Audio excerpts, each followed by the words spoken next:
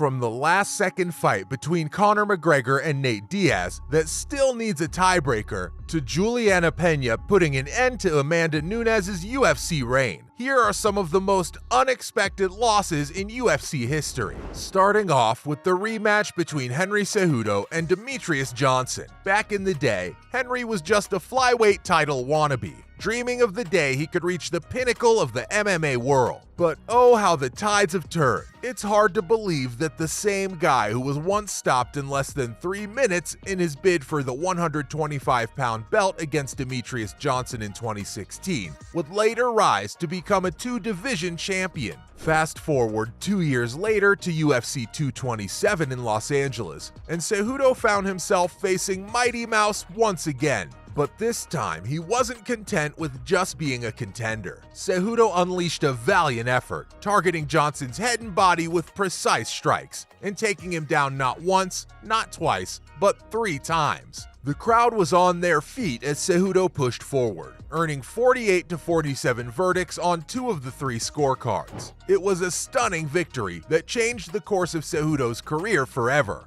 With his newfound momentum, Henry went on to defend his flyweight title before eventually setting his sights on a new challenge, the bantamweight division. But as crazy as this was, it still pales in comparison to the matchup between Conor McGregor and Nate Diaz. Back in early 2016, McGregor's rise to the top was at its peak. He'd just blitzed through Jose Aldo to become the featherweight champion, and he was set to challenge Rafael dos Anjos for the lightweight belt at UFC 196. However, Anjos broke his foot just 11 days before the fight, and the match was scrapped. This led to Nate Diaz stepping in as a last-minute replacement. Once the fight started, it became clear that Diaz was not going down without a fight. McGregor came out swinging, landing devastating strikes in the opening 5 minutes. However, Diaz showed incredible resilience and refused to back down. Round 2 began, Diaz started to take control, and before long, he had McGregor in a precarious position. With swift and precise movements,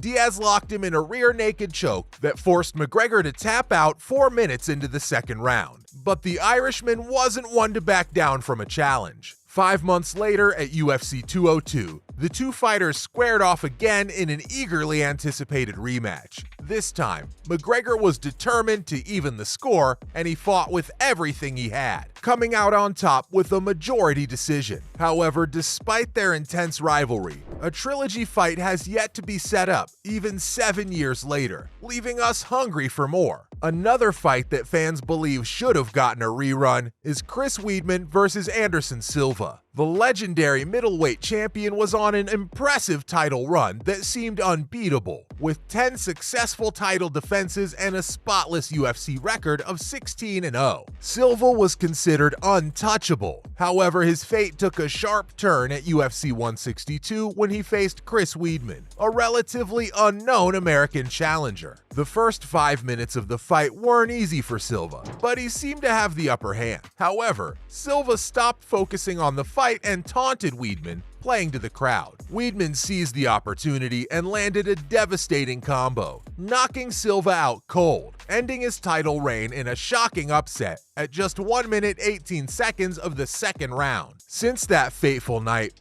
both fighters' careers have taken a downward spiral. Silva suffered a broken leg in a rematch against Weidman just 5 months later, and his UFC comeback in 2015 was marred by a failed drug test that nullified a win over Nick Diaz. Weidman, on the other hand, defended the title twice before losing it to Luke Rockhold at UFC 194. He struggled in his subsequent fights, with a record of 2-5 in 7 bouts, including a horrific broken leg suffered against Hall at UFC 261. Speaking of downward spirals, who can forget Holly Holm versus Ronda Rousey? In late 2015, Rousey was the undeniable queen of the UFC. She'd risen to become the face of the franchise, with an unbeaten record of 12-0 as an MMA pro and 6-0 in the octagon. Rousey had a reputation for finishing fights early, often within the first round and rarely venturing beyond that. Her last 4 fights combined lasted a mere 130 seconds, which was a testament to her dominance. So when Holm, a former champion-level boxer, stepped into the octagon for her 3rd UFC fight against Rousey at UFC 193, she was not seen as a significant threat. However, the fight quickly took an unexpected turn. As the first round wound down, Rousey began to show signs of fatigue, and her gas tank was running empty as round 2 began. Seizing the opportunity, Holm delivered a devastating high kick to the right side of Rousey's head, leaving her defenseless. The fight was waved off just 59 seconds into the second round, and Rousey's era as the reigning bantamweight champion came to an abrupt end. From that moment on, Rousey's career took a different path. She fought only once more, suffering a quick loss in just 48 seconds to Amanda Nunes before deciding to leave MMA for a full-time run with the WWE. On the other hand, Holm's reign as the champion was short-lived, as she lost the belt to Miesha Tate in her first defense 4 months later. Since then, Holm has had a mixed run with a record of 4-5 in 9 bouts, including a recent split decision loss to Caitlin Vieira in May.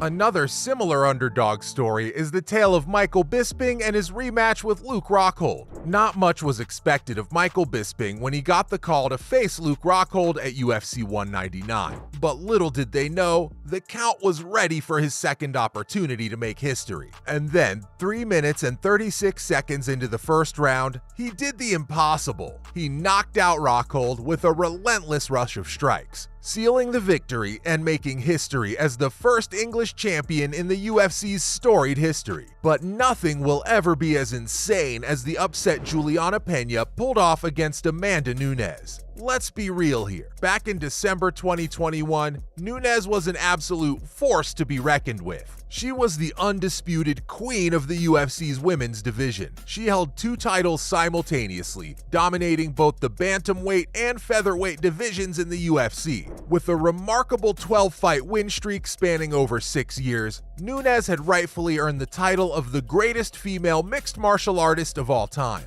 with everyone in awe of her skills as she stepped into the octagon at UFC 269 in Las Vegas. Her opponent, Pena, had certainly earned her shot at the 135-pound title, with her solid record and her relentless trash talk leading up to the fight. However, no one really expected her to pose much of a challenge to Nunes. But then something unexpected happened. Despite landing 71% of the strike in the opening round, Nunes began slowing down. Her gas tank was emptying and Pena took advantage. As round 2 unfolded, Pena got Nunes to the mat and worked her into a rear naked choke position. And then, in a moment that shocked the world, Nunes tapped out 3 minutes and 26 seconds into the round, surrendering the fight to Pena and leaving everyone in utter shock. So, from the devastating loss that came from Ronda Rousey to McGregor's embarrassing tap out, these were the UFC's most unexpected losses.